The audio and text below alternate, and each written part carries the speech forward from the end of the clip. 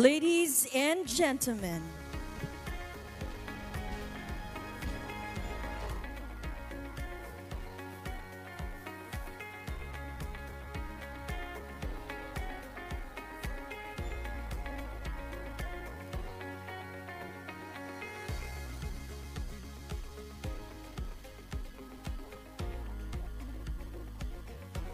Ladies and gentlemen, the Vice President of the Republic of the Philippines and the Secretary of the Department of Education, Honorable Sara Z. Duterte.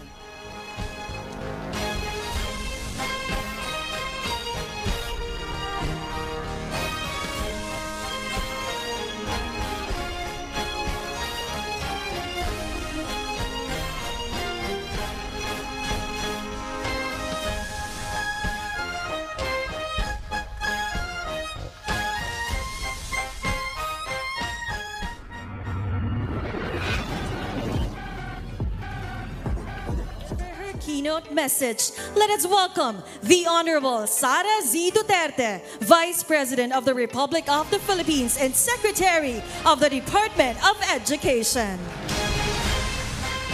Thank you. Please take your seats. Mga kababayan, ladies and gentlemen, Assalamualaikum. Madayaw, mayong adlaw kaninyong tanan. Magandang araw sa inyo lahat. Unang-una, nagpapasalamat po ako sa lahat ng mga naririto ngayon at patuloy na kaagapay ng Office of the Vice President sa paglilingkod sa mga Pilipino. Hindi matatawaran ang halaga ng inyong kontribusyon sa mga proyekto at programa ng OVP para sa ating mga kababayan. The Office of the Vice President would not have accomplished even half of what we have achieved without your trust in the integrity of the OVP, your dedication to public service, and your commitment to uplifting the lives of the Filipino people. We have a long list of organizations to thank, from the government and private sectors, from the business community, people's organizations, local government units, and private individuals. Last year, Pasidungog was a celebration of partnership we forged through the values we all uphold as government institutions with a common pursuit of a better life for Filipinos. We continue to celebrate our partnerships today as we take a closer look at the changes that happen to the individuals, families, groups, or communities that we have reached. The impact of our collaborations on the lives of those who needed medical care, burial assistance, immediate relief assistance, food aid, free public transport, and school supplies has been incredibly significant.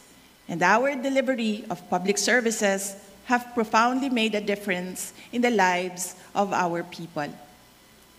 When we brought government programs to the communities, through our satellite offices and extension offices, we essentially brought the government right to the doorsteps of Filipino homes.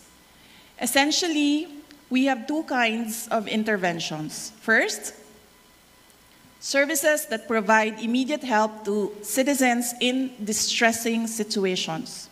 And second, services that provide long-term solutions to social issues confronting our citizens. The first intervention supports people experiencing hunger, financial insecurity, medical crisis, and calamities. The second are initiatives that build the capacity of communities to address issues that impact their lives. Both initiatives aim to put Filipinos at the center of everything we do, where every Filipino has the opportunity to thrive and become participants in nation building. We received thousands of letters from groups all over the country expressing their desire to become recipients of the OVP flagship program, Magnegosyo Taday. And we also received letters from individuals expressing the same desire to become recipients of the program. Naisip namin, ang pag-unlad ay nagsisimula sa desisyon ng isang individual na maging kapaki-pakinabang.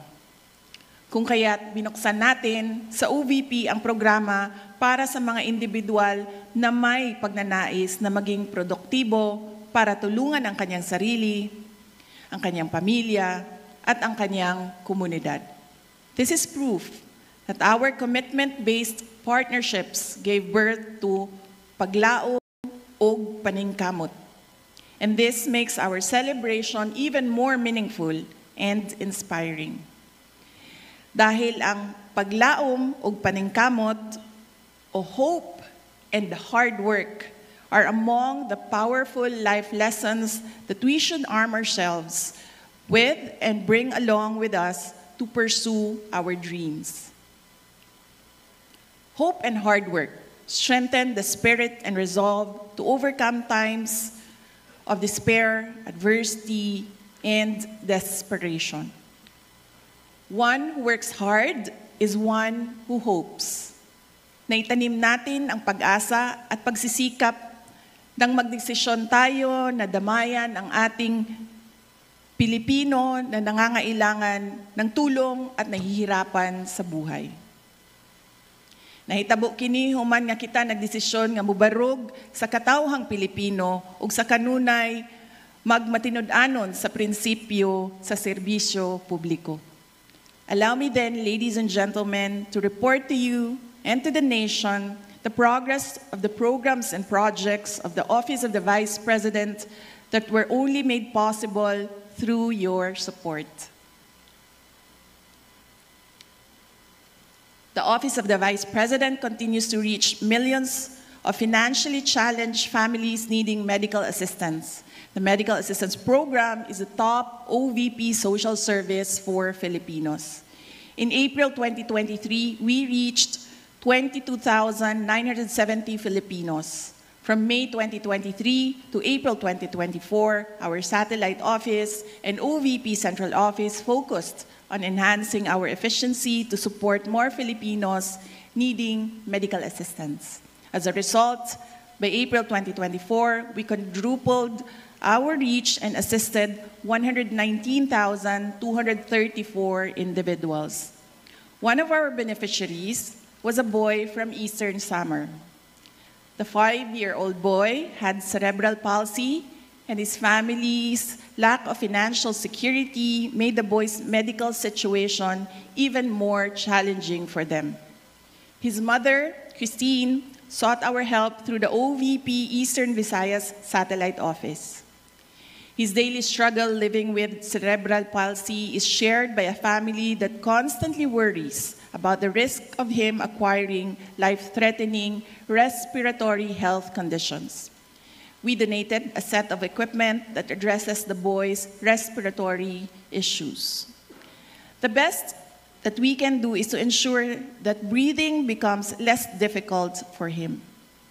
With an increased reach, our medical assistance program disbursed 1 billion pesos in contrast to just 236 million pesos in April of last year. We thank our partner hospitals, pharmacies, and other social service providers for the success of our program. In April 2024, over 30,000 families accessed our burial assistance totaling 150 million pesos. Compared to last year's period, the program only assisted 6,175 families utilizing 30.8 million pesos. The 400% increase indicates a substantial expansion in the reach and impact our burial assistance program. What started with a single beneficiary, we now have 12 people's organizations who are beneficiaries of the Magnegosyo Taday program. Nakakatuwa ang kwento ng mga benepisyaryo natin. Makikita natin sa kanila ang likas na tibay ng loob ng mga Pilipino para lumaban upang magtagumpay sa harap ng mga pagsubok sa buhay. Katulad na lang ng kwento ng mga miyembro ng Barangay Habag Fisher Folks Association sa Surigao del Sur. Mahirap ang kanilang buhay. May mga anak na pinag-aaral. Walang ibang pinagkakakitaan kundi ang pangingisda. Ngunit Hindi organisado ang mga mangingisda ng barangay. Kanya-kanya ang kanilang operasyon. Kanya-kanya rin sila sa pagharap ng mga problema at paghahanap ng solusyon. However, it only takes one person to initiate change. Isa si Danilo sa naglakas ng loob na hikayatin ang mga kapwa mangingisda na magtatag ng grupo. Alam ni Danilo na kapag organisado, maraming oportunidad ang magbubukas para sa kanila. At matapos nilang itatag ang Barangay Habag Fisherfolks Association, hindi lamang oportunidad ang nagbukas sa kanila, kundi pati pag-asa. Ang kasanatian sa Barangay Habag Fisherfolks Association nagpakita kanato sa pagtubo sa kooperasyon sa mga miyembro sa komunidad ug ang pagkusog sa ilahang maayong pagtagad sa usag-usa. Ang Barangay Habag Fisherfolks Association karon ang nagunang supplier og isda sa ilang lugar ug mga sikbit nga barangay. Currently, 12 civil society organizations comprising over 26,000 members have benefited from the Magnegosyo Taday entrepreneurial support. Each organization received 150,000 pesos for their livelihood projects. Nais ko lang ibahagi sa inyo ang kwento ng Mika, ang unang women's organization na tumanggap ng Magnegosyo Taday Fund. Ang mga miyembro ng Mika ay nagkapagkita sa akin noong Marso para ipaabot sa OVP ang kanilang pasasalamat sa kanilang narating 2 taon pagkatapos nila naging recipient ng programa. Dalan din nila ang application forms para sa akin dahil nais kong maging member ng Mika. I am saying this because I am deeply impressed by Mika's advocacy and how the group exemplified the message of hard work and hope. Magandang halimbawa para sa mga kababaihan ang Mika. Ang epekto ng pag-asenso ng Mika ay hindi lamang nakasentro sa kanilang organisasyon, umaabot din ito sa buong komunidad sa pamamagitan ng kanilang partisipasyon sa mga aktibidad na naghihikayat ng aktibong partisipasyon ng mga kababaihan sa pagpaunlad ng kalidad ng buhay. Bukas ang Magnegosyo Taday na alalayan ang mga grupo ng mga mangingisda, LGBT, mga babae, kabataan, senior citizens, PWD, mga driver ng tricycles at iba pa. Ngunit katulad ng nasabi ko, binuksan natin ang programang ito sa mga individual na handang bumangon, tulungan ang kanilang sarili at maging produktibong Pilipino. Mula May 2023 hanggang April 2024, ang Magnegosyo Taday ay nakapagbigay ng puhunan na aabot sa 15,000 para sa 17 na mga Pilipino para simulan ang kanilang sariling livelihood projects. Kabilang sa mga individual project proposals na tanggap ng OVP ay ang sari-sari stores, salon at livestock growing. Pinapangarap natin na mas marami pang mga grupo o individual mula sa mga komunidad ang maabot natin sa pamamagitan ng Magnegosyo Taday. At OVP, we empower people to empower communities. And empowered communities build a strong, peaceful, and stable nation. Our Libreng Sakay program has assisted 735,202 Filipinos from May 2023 to April 2024. Since we started this project in 2022, we have already provided free transport services to 1.1 million Filipinos.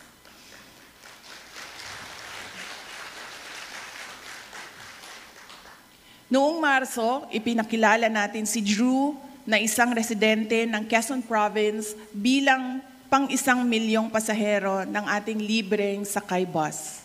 Habang nasa Manila, naging pasahero siya ng libreng sakay mula sa Ortigas Station patungo sa Cubao Q-Mart.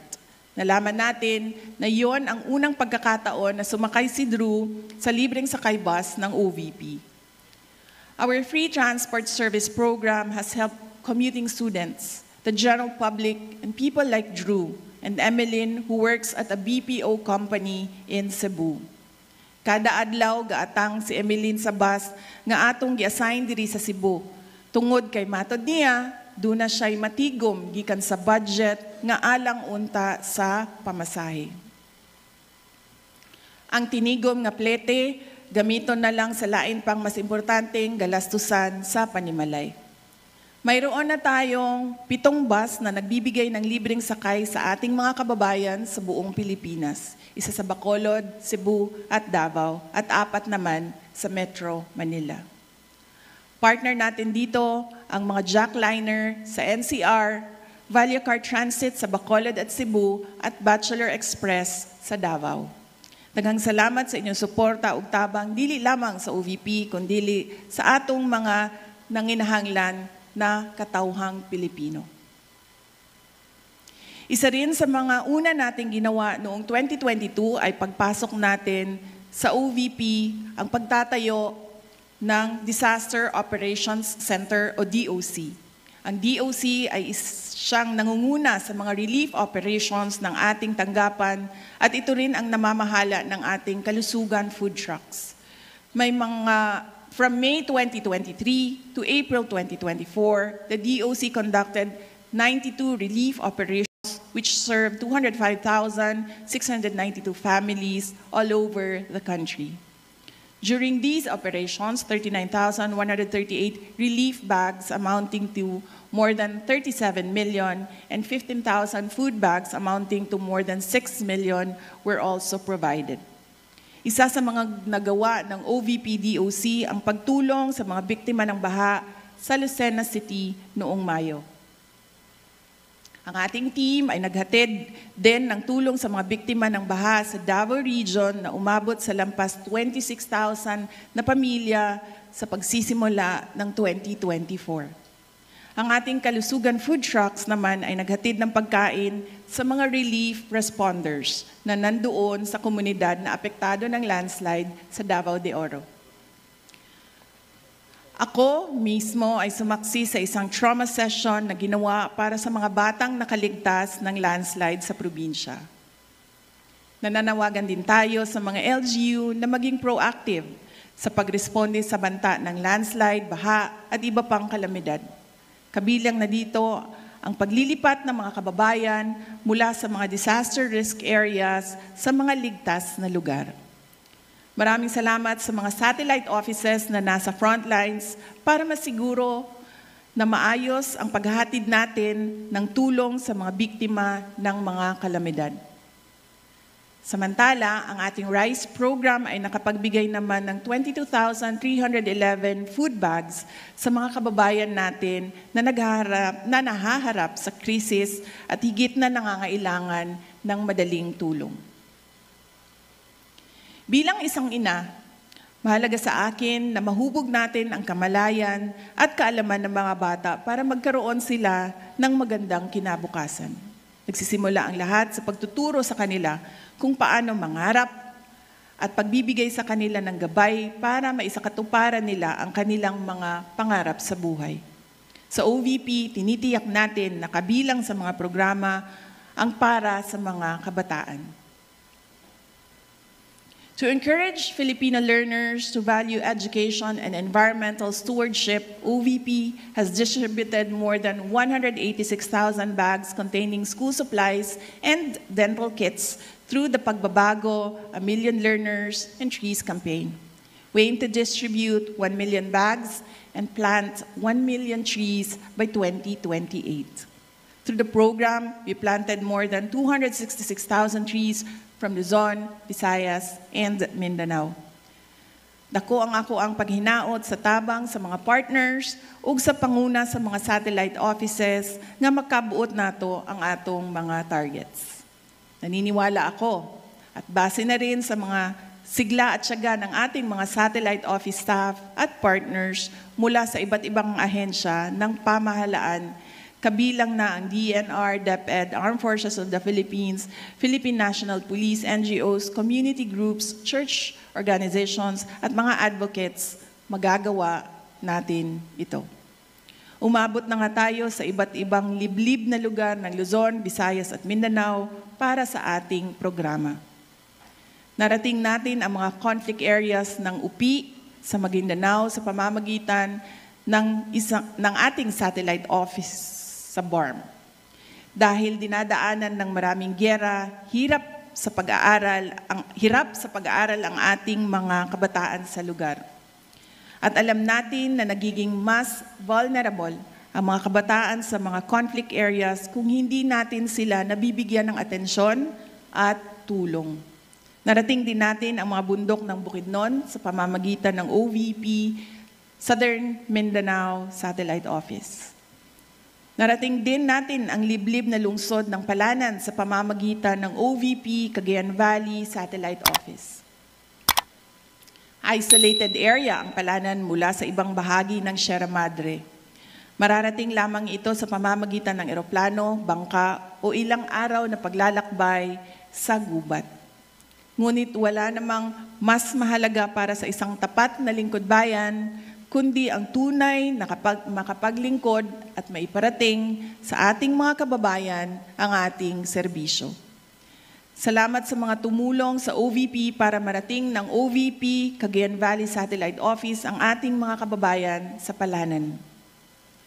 Meanwhile, the OVP Pansarap Bonds have augmented the nutritional requirements of over 14,000 malnourished and severely malnourished students by providing more than 1.1 million fortified bonds in the past year. Napatunayan ng iba't ibang mga pag-aaral na ang misyon ay may malaking papel sa paghubog ng ating mga kabataan. Hindi lamang ito mahalaga sa kanilang pisikal na mga aktibidad, kundi pati na rin sa kanilang talino. Ang unang hangarin natin ay makita ang pagbabago sa timbang ng mga kabataang underweight at ito ay epektibo sa unang pagpapatupad natin ng programa sa Davao at Nuro sa UPI, Maguindanao. Kaya naman, dinala natin ang programa sa Estancia Central Elementary School sa Iloilo. Maraming mga learners sa paaralang ito ang mga undernourished. Sa loob ng 120 days, inaasahan natin ang magandang resulta sa pamamagitan ng pagbibigay sa mga kabataan ng nutritional bonds na may 10 flavors na pinatibay ng mga nutrients tulad ng vitamin A, carbohydrates, protein, calcium, at iron. Kasabay ng programang ito ang masusing pagsubaybay ng mga nutritionists sa pag-unlad ng kalusugan ng mga bata. Our You Can Be VP program, or You Can Be Vice President program, also continued, and our participants joined me during my official trips abroad. The program already has 5 student participants. We envision that through this program, we will be able to foster leadership among the youth and instill in them the skills they need to develop to become effective leaders. One of the program participants was Elise. She embodies someone who knows what she wants, but also knows that she must work hard to get it. One day, we received a letter from Elise in which she expressed her desire to participate in the program after learning about it from several social media posts. It was for me a demonstration of her character as a young Filipino with a dream and the determination to make this dream come true. Hindi po tayo laging nakakatanggap ng sulat na katulad ng sulat na ipinadala sa atin ni Elise. Nakita natin sa kanya ang mga ilang bagay na nais nating pamarisan ng ibang mga kabataang Pilipino. We selected Elise as a You Can Be Vice President participant as she joined me in Kuala Lumpur, Malaysia in February. After the program, we learned from Elise that she won as the Student Council President of Santa Cruz Integrated High School in Lubao, Pampanga. She embodies hard work, optimism, and determination, and her self-confidence will tremendously help her fulfill her dreams. At this point, allow me to honor the 4 other student leaders who have joined me on my official trips abroad since we started the program in 2022. Trix is a grade 9 student from Dinalupihan, Bataan. Naomi is a grade 8 student from Bacolod, Negros Occidental. Kester is a grade 4 student from Danao, Cebu. And Shara May is a grade 8 student from Northern Samar. They have stories that could inspire young Filipinos to value education, pursue their dreams, and become agents of change as leaders. And they have stories that could become our anchor of hope that one day the Philippines will be led by Filipinos named Elise, Trix, Naomi, Kester, and Ciara. Since May 2023 to April 2024, I had 56 diplomatic engagements. These activities with various countries have contributed towards deepening and broadening the bilateral relations with our partner countries. In my capacity as Secretary for Education and President of the Southeastern Asian Ministers of Education Organization, or SIMEO Council, I visited Brunei Darussalam, Singapore, Republic of Korea, Malaysia, and the Kingdom of Cambodia. Let me emphasize, however, hindi kasali sa ASEAN ang Korea, but I was there because I was invited by the government of Korea. Let me emphasize, however, that these engagements were all carried out under the authority as the Vice President. During courtesy calls and meetings, I was able to meet 41 ambassadors, my counterparts as Secretary for Education and Vice President, and other foreign dignitaries. Since assumption into office, we have been moving around the country, meeting with different communities, consulting with organizations, and talking to LGU officials. From May 2023 to April 2024, we participated in 342 meetings and events all around the country. These visits keep us in touch with the realities on the ground, and they remind us of the work that should be done.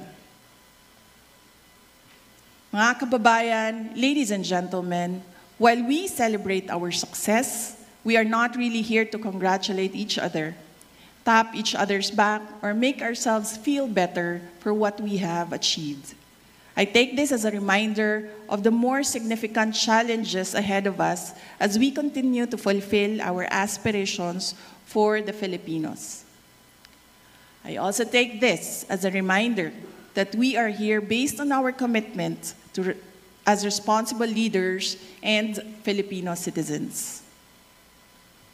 At sa pagpapatuloy natin ng ating mga programa, araw-araw ay patuloy din nating maririnig ang iba't ibang kwento ng buhay mula sa mga Pilipino na dudulog para humingi ng tulong sa atin sa Central Office ng Office of the Vice President at 10 satellite offices at 2 extension offices. At aasahan nila ang ating pagpapasya.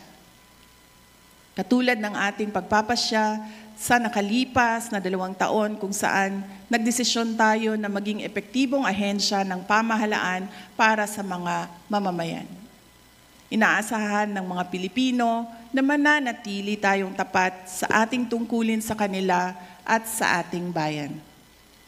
Yan po ang hamon sa atin. We are given the opportunity to serve the people and become institutions that would help restore the people's trust in our government through effective, relevant, and timely public service. May we not squander the opportunity to lead, serve, and lift people up so that they become part of our mission to build the nation. Lastly, let me say that the power of collaboration to make things happen can only be put into play if all the actors involved, if all of us here fully dedicate, fully commit to honoring our social contract with the people. And we have proven that we are focused, we are resolute, we are strong. Mga kaigsuunan, wala pa natapos ang atong kontrata sa mga Pilipino. Hangtod nga gagahupot kita og katungdanan, mubo man kini o taas, magpadayon ang pagtawag kanato aron alagaran ang katawhan. Kanunay unta nato kining mahinumduman. Og sa kanunay, unta kita magpabilin nga mga lider ug mga taong gobyerno nga galantaw sa kaayuhan sa mga Pilipino. Mga lider ug taong gobyerno nga sa kanunay mobarog alang sa interes sa mga Pilipino. Ug mga lider ug taong gobyerno nga matidunod-anon ug sa kanunay gasubay sa prinsipyo sa pagsilbi sa publiko. Salubungin po natin ang panibagong yugto ng ating kolaborasyon na may nag-aalab na pagsisikap at pag-asa para sa mga Pilipino at para sa Pilipinas. Mga kababayan, patuloy po tayo maging matatag tungo sa pagtaguyod ng isang bansang makabata at mga batang makabansa. Ang lahat ng ginagawa natin ay para sa Diyos, sa bayan, at sa bawat pamilyang Pilipino. Syukran.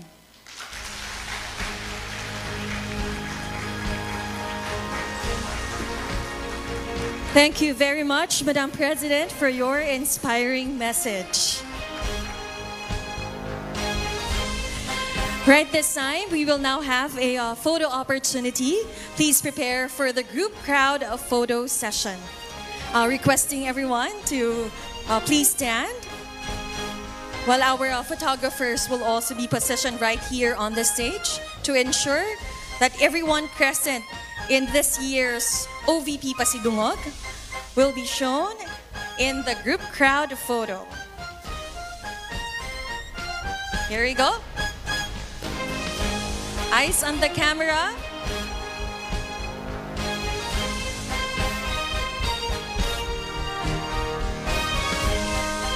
Three, two, one, smile.